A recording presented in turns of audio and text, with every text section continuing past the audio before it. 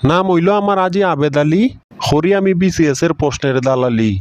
আমার প্রশ্নের ব্যবসাটা দেখতে শেষ পর্যন্ত সাথে থাকুন। এই ড্রাইভার আবেদ আলী কি অফিসে আইছো? হ্যাঁ রে, তোমার লাগে কোন সময় থেকে অপেক্ষা করতেছি। তোমার অফিস টাইম কয়টায় আর তুমি অফিসে আইয়া উপস্থিত হইছো কয়টায়? স্যার, বিভিন্ন ব্যবসায়িক কাজে আমার লেটটা হইয়া যায়। আমি চেষ্টা করি 10টার ভিতরে ওই ঘুম থেকে উঠার। এই কারণে আসলে অফিসে আইতে আইতে আমার 11টার থেকে 11:30 বাজে যায় কা। আমারে তো বাসার থেকে অফিস পর্যন্ত তুমি গাড়ি দিয়ে আনার কথা, কিন্তু ঠিক টাইমে তোমার না পাইয়ে তো আমার ভাড়া করা গাড়ি দেওয়া লাগে। তোমার এই অফিসের চাকরি আগে না ব্যবসা আগে? আসলে স্যার, রাত্রে সব ধরনের হিসাব নিকাশ কইরিয়া আমি তো তাজ্জুদের নামাজটা ফইরা ঘুমাই। এই কারণে সকাল সকাল উঠতে কষ্ট হইয়া যায়গা। না, তোমার নিয়ে তো আসলে ফারা গেল না। অফিসে আইয়া করো তুমি প্রশ্নের দালালি, আবার তার জুৎস ফাঁসক্ত নামাজ ঠিক হই ফরো।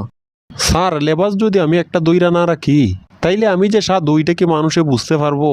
নিজের প্রশ্নভাসের অপকর্ম ডাকবার লেগে হইলেও তো আমার নামাজ পড়া দরকার। তোমার মতো মানুষের শয়তানি দেখা ইবলিশ শয়তান নিজেও লজ্জা পাইব। আচ্ছা যাই হোক, কত মাসের প্রশ্নের হিসাব নিকাশটা একটু দেও তো। ইনকাম সর্বমোট কত টাকা হইছে? স্যার, গত মাসে তো ইনকাম 12,15,000 টাকা হইছে। এর ভিতরে আমি রাখতাছি 5 লাখ, আপনারে দিতাছি 5 লাখ, আর বাকিটা আমরা অফিসের সাহায্যকারী ফিয়নরে দিতাছি।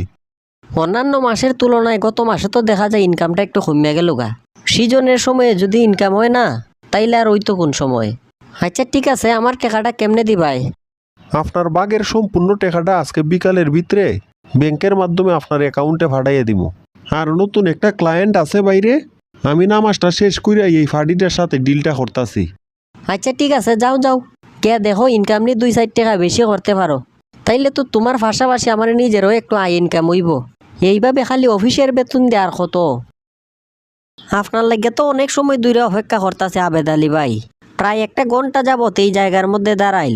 আমি আবার অন্যদিকে জরুরি কাজও রাখাইছি। আরে ভাই, আসরের নামাজটা তো তুমি আমারে ফইরাইতে দিবাই। সব কাজের আগে আমার সব সময় নামাজ আগে। নামাজ রাখকে আমি কোনো কাজেই হাত দিই না। আচ্ছা কৌসাই, তুমি কি ব্যাপারে তোমারে সাহায্য করতাম পারি? আপনার কাছে সব সময় সাহায্যের লেগে তো মানুষ একটা কারণেই আয়, আর এই কারণটা হইল প্রশ্ন। এখন সামনের পরীক্ষার প্রশ্নটা নিয়ে আমারে দেওয়া যায়। গত কয়েক বছর ধইরা তো আপনি আমারে ভালোই সার্ভিস দিতাছেন। প্রশ্ন তো দেওয়া যায়, কিন্তু বর্তমানে তো এইসব জিনিস লইয়া অনেক ঝামেলা চলতেছে। কারণ এইসব খবর যদি বাইরে কোনো রকম জানাজানি হয়, তাইলে কিন্তু আমার মতো আজি সাবার নামাজদারি মানুষের মান ইজ্জত বলতে কিছুই থাকতো না। আর এইসব বিষয় তো সব সময় গোপন থাকবো। আমি যে এত বছর ধরে আপনার কাছ থেকে প্রশ্ন নিয়ে ব্যবসা করতেছি, কোনোদিন কি আমারে 2 নাম্বার কাজে পাইছেন? এই বিষয়টা অবশ্য ঠিক আছে। আজকে আমার বাড়ি গাড়ি টাকা পয়সা দন দৌলত যা কিছুই আছে, সব কিছুর মাধ্যমতই তুমি। যাই হোক, প্রশ্নের দাম কিন্তু বর্তমানে বাড়তি। একদম 1 রেট 50,000 টাকা লাগবো। আর টাকা নিয়ে আপনার কোনো চিন্তাই করা লাগতো না। টাকা কি আমি আমার পকেট থেকে দিমু? এইসব টাকা পয়সা তো আমি আমার কাস্টমারের কাছ থেকে উদ্ধার করবো। আপনি প্রশ্নের দাম বাড়াইয়া দিলে আমিও কাস্টমারের কাছে প্রশ্নের দাম বাড়াইয়া দিব। তাইলে ঠিক আছে, আজকে রাত্রে 12টার পরে তুমি আমার সাথে গুডাউনের সামনে দেখা হইরো। সাথে টেকাটা বলো ইয়ো, আমি তোমারে প্রশ্ন দিয়া দি মনে। এত সময় দূরিয়া প্রশ্ন লইয়া দাঁড়াইয়া রইছি। এই আরামদাদা তো এখনো টেকা লইয়া প্রশ্নগুলা নিতে আইছে না। এই প্রশ্ন লইয়া বাইরে দাঁড়াইয়া থাকাটা তো ঠিক না।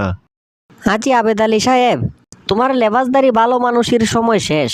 এখন তোমার আসল ঠিকানা হইব 14 শিখের ভিতর। স্যার, আমার আসলে ভুল হইয়া গেছে গা।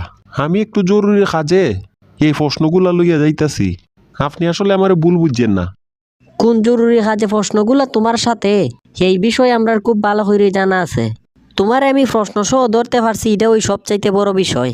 এখন তাড়াতাড়ি আও, আমি তোমারে মামার বাড়ি লইয়া যাই। হাই রে, এখন আমি কোন দরাটা খাইলাম?